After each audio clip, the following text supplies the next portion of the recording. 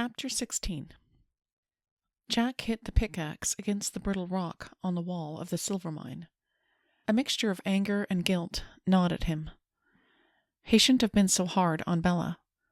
He'd spoken to her in anger, frustrated that his wife had gone behind his back and managed to get into the one room he'd told her not to enter.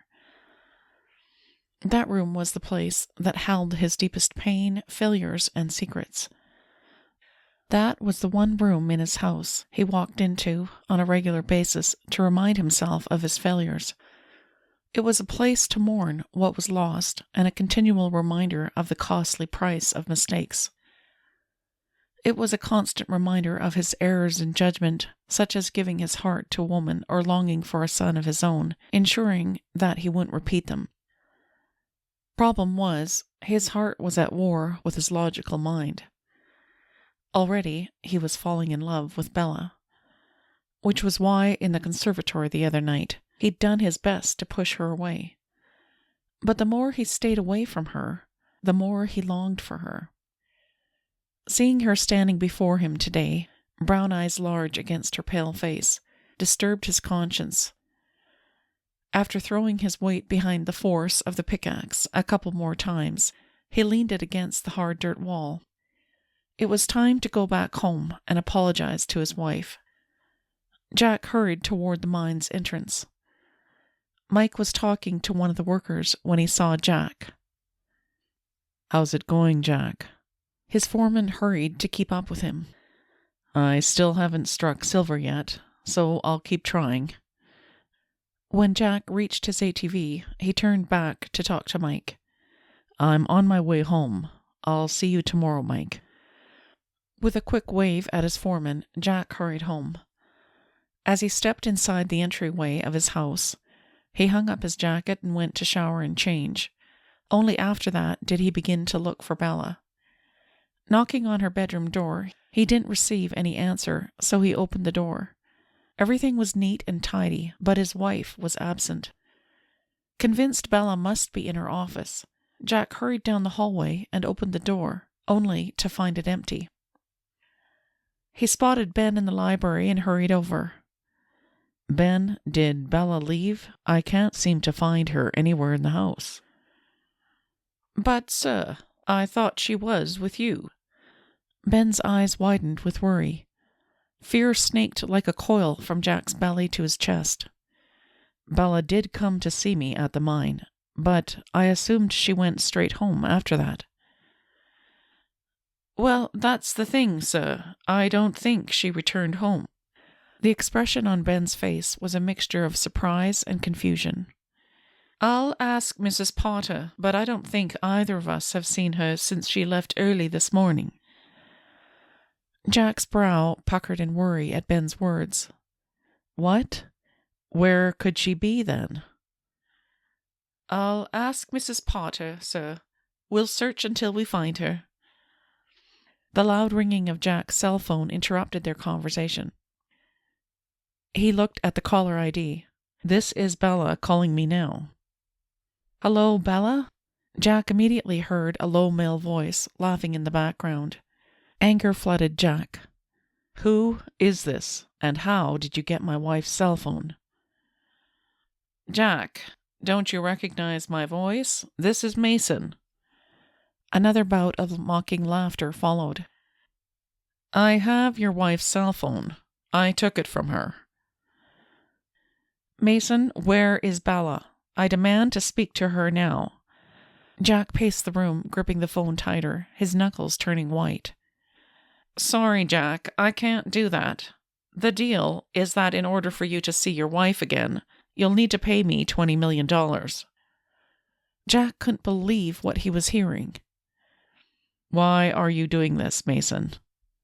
Another sarcastic chuckle was heard at the other end of the phone line. "Because, Jack, you stole the woman I was going to marry.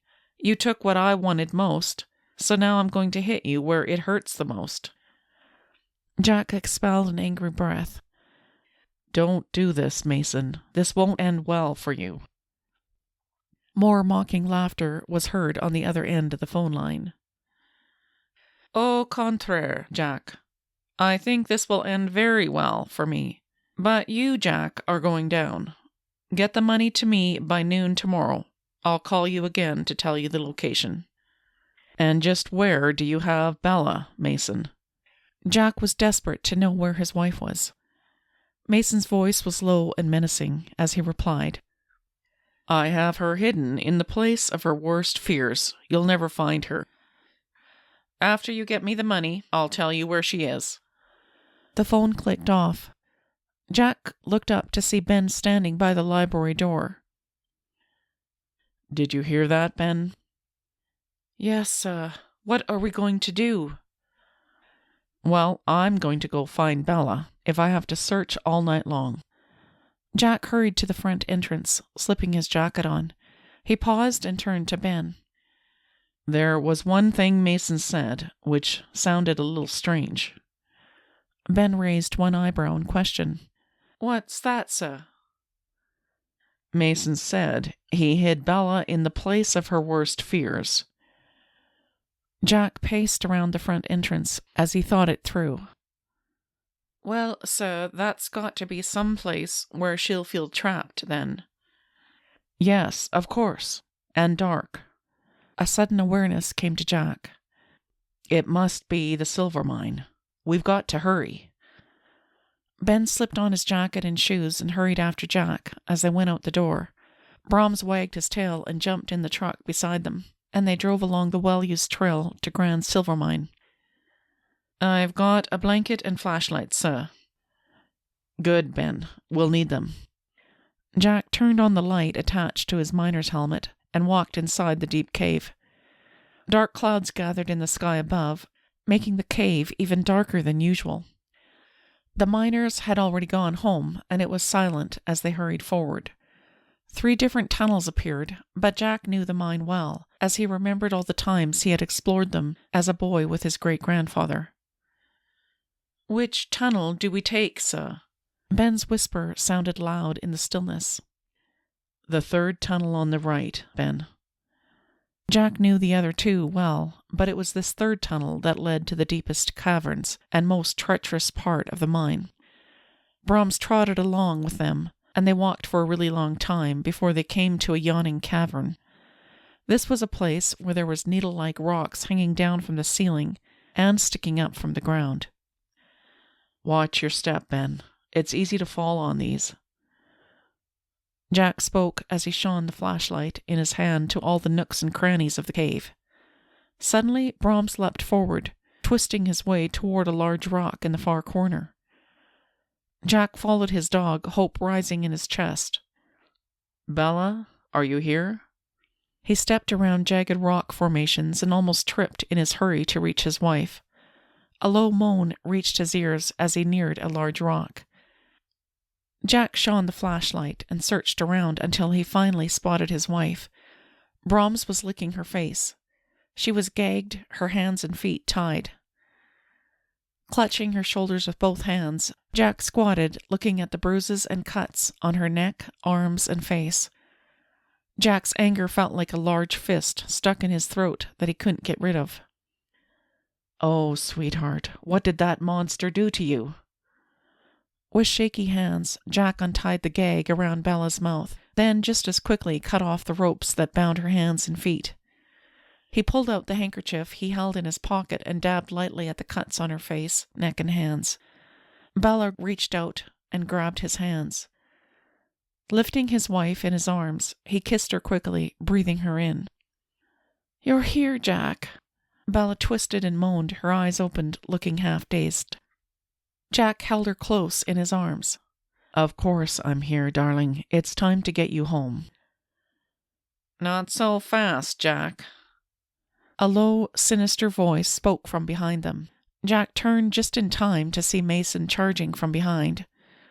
Dropping Bella to her feet, Jack moved his wife behind him in order to protect her. Mason threw his fist into Jack's stomach. Jack punched him back and lost his balance.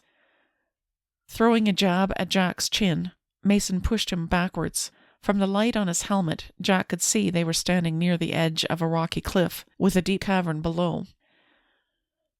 Jack shifted, but Mason shoved him again, and Jack lost his balance and slipped, so he was clinging to rock in order not to fall into the crevice below. Mason's menacing chuckle reverberated off the dirt walls. "You weren't supposed to find Bella, but you couldn't help yourself, could you, Jack?" His attacker stepped closer and stepped on his right hand. Pain arched through his hand, causing him almost to lose his grip. Out of the corner of his eye, Jack saw Bella stand up and with a commanding voice spoke to his dog. "Brahms, attack!" Brahms ran toward Mason, his large paws hitting him in the chest. The large dog landed on Mason's back. With Brahms' teeth bared, he growled at Mason, daring him to make a wrong move. Bella hurried over to Jack and grabbed his hands, helping him to stand on solid ground once more. "Thank you, Bella." Jack turned to kiss her on the lips. Suddenly Ben walked into the tavern with 3 police officers behind him. 2 of the police officers walked in Mason's direction. Jack called off his dog as one officer held him down, while the other officer placed handcuffs on his wrists. "I'm glad you called earlier, Jack. It was just as you suspected. This man followed you into the mine to do you harm." One of the police officers held up a loaded gun and a pack of explosives. "Here's the proof." "That's not all the evidence there is to arrest Mason, officers," Bella spoke up. "I think you'll be interested in documents hidden in Mason's office at the town office that reveal a shady and unethical plan for funding the Wolf brothers and Senator Wolf's re-election." Bella continued to explain. "You'll find reallocation of funds from donations given to a campaign and transferring those funds to a black market alias name that is really a front for human trafficking. This is not only unethical, but it's also illegal." Bella paused. "You'll also find documents that were stolen out of Senator Carver's office. Ask Mason's secretary Tiffany about that. And I think you'll also be interested in seeing the photos and names of men who are experts in chemicals and homemade bombs, as well as a schedule of places and times these are set to go off. It seems like they were planning this for months." The police officer beside them raised an eyebrow and let out a low whistle. "Bella, how dare you go through my private papers?" Mason stepped toward Bella, his expression livid, but the officer held him tight. "Well, it looks like we'll be getting a search warrant. Thanks, Jack and Bella." The police officer shook their hands. Mason glared over at Jack and Bella, a wild-eyed expression on his face. "This isn't over yet." "Yes, I believe it is over, Mason." Jack lifted Bella once more into his arms and followed Ben toward the tunnel entrance. Pausing, he looked back again at the man who hurt his wife before speaking to the police officers. "He's all yours, gentlemen. Lock him up." With Ben leading the way, Jack followed, carrying Bella in his arms. He was eager to get his wife home. As soon as they arrived home, Ben took care of Brahms, and Jack carried Bella to her bedroom. When he called for Nurse Marmee, she came quickly. Jack left the room while the nurse took care of his wife's many cuts and bruises. Bella lay quietly on her bed when Jack returned. He sat down on one corner, staring at her for a long time, knots of fear still angling their way up from his belly to his throat. "Bella, you're here, safe and sound. I'm so thankful." Jack ground out her name, as though in torment, and reached for his wife, hauling her into his arms with the force of his need. All the pent-up fears and worries suddenly came crashing down on Jack. "I thought I'd lost you, sweetheart. I nearly went mad with fear. I can't bear to go through that again." "Does that mean you forgive me for going against your wishes and opening the door to your secret room, Jack?" Bella's large brown eyes were doe-like and solemn. "Of course I forgive you, Bella." Jack swallowed back emotion that threatened to consume him. He pulled her onto his lap, raining kisses on her eyelids and cheeks. "I finally realized today, when I nearly lost you, how much you mean to me." Jack's chest heaved, and he closed his eyes, trying to shut out the vivid images of seeing her bound and gagged in that cave. Jack's hands stroked her hair, and he released jagged breaths. "Heaven help me, Bella. But once I realized Mason held you hostage at the mine, I couldn't get to you fast enough." He stared over at his wife, expelling a breath, shutting his eyes for a brief moment. "Jack," Bella whispered, her mouth so close to his that their breath melded together as one. "I'm here now. I'm safe. You've saved me." She reached up a hand and touched his cheek, peering into her husband's haunted eyes. Jack nodded, but his eyes still seemed pained, refusing to leave her face. Then ever so slowly, almost as if he expected her to pull away, Jack moved his lips closer to hers. "I can't stand the thought of losing you, Bella. I'd rather die myself." His wife turned her face to accept his kiss, unable to deny him anything. He tangled shaky hands in her thick brown hair, holding her captive. His lips ravaged hers with an intensity that sent her senses reeling. Nothing else mattered in this moment except the warmth of her husband's touch. A fierce tenderness rose up on the inside as Bella fervently fed his need. Jack's heartfelt whisper caused her to come undone. "My sweet Bella, I can't lose you." "You won't, Jack. I'm here." Her body molded to her husband's, and she offered her lips up to his loving caresses. Over and over he kissed her until she was breathless. Bella reached up, her arms encircling Jack's neck, drawing him closer. It was her husband's devotion that she had longed for almost from the start. Her heart basked in the realization that Jack needed her. He pulled his mouth from hers with a low moan as if unwilling to part from her for one moment. Jack's strong arms cradled her close to his chest, and she could hear the rapid beating of his heart. A deep sense of happiness and contentment filled her. Her husband continued to stroke her hair. Bella snuggled close to his heart. She adored being held in Jack's arms and was filled with wonderful sensations from each of his kisses. Yet there was something even more powerful about the tender way he held her now. Today she sensed a deeper connection to Jack, almost like they had bonded in a way they hadn't before. Her husband had told her that he'd become attached to her, but it was only now that she'd finally believed him. Bella swallowed back emotion that threatened to consume her. They sat together in silence for a long time, and Bella cherished this time of closeness with her husband. "I'm sorry for how I've pushed you away for so long, Bella." Jack's gruff whisper broke through the silence of the moment. "I told you about losing my late wife and son in that car accident, but I finally realized all that pain and heartache made me too afraid to love another. A big part of that pain has been from my fear of failing and losing the woman I love again." Bella felt the weight of Jack's sorrow in his words. She remembered the words of Jack's grandmother. "All my grandson's pain has made him too afraid to love again. Jack's been too afraid of trusting another woman and misreading her motives. He's afraid of being hurt, so he pushes people away before he can be hurt by them. That's why I'm so glad Jack has you by his side to show him how to trust again. He has you by his side to show him how to love again."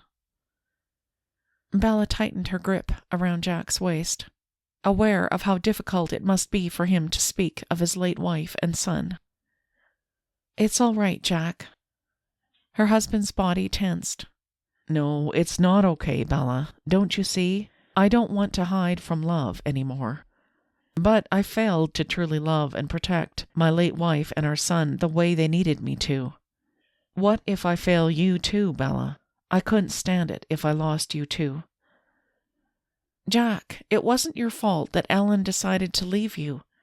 It wasn't your fault that your wife and unborn son passed away in that accident." Bella moved back a ways to look into Jack's eyes, her own eyes cloudy with unshed tears.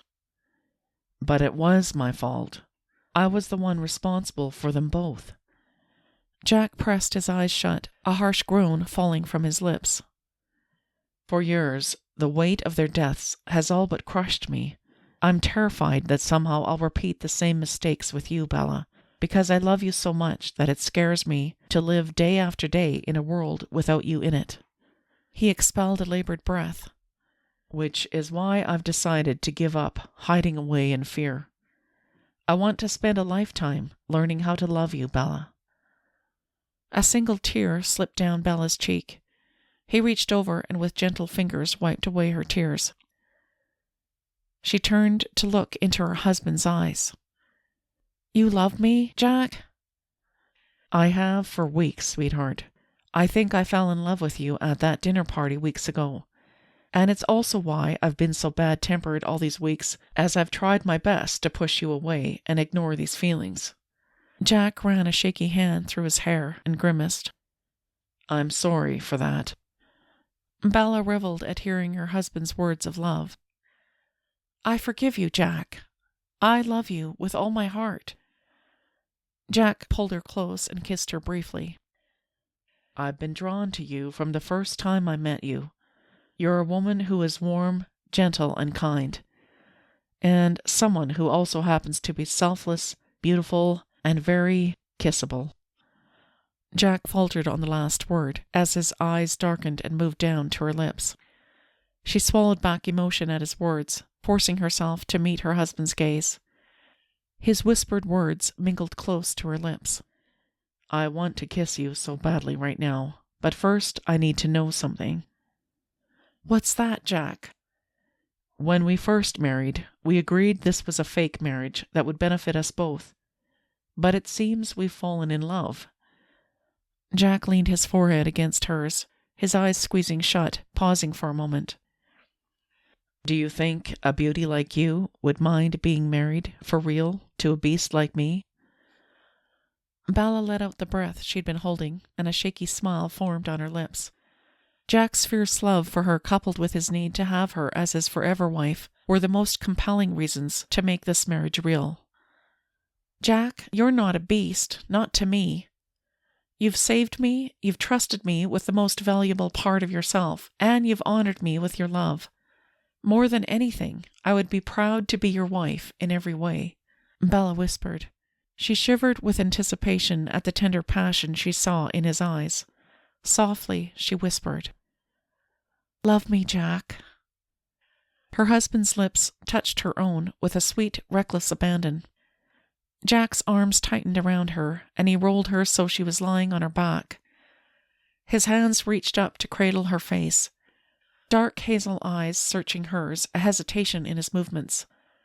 Bella leaned up and brushed her lips against his, her kisses saying much more than words ever could. Jack groaned, unable to wait a second longer. He folded her in his arms, kissing her with the hunger of a starved man. "Bella, my beautiful wife, you've changed my life." At that moment, her husband kissed her with all the passion in his heart, leaving her with no doubt that both their love and marriage was wonderfully real.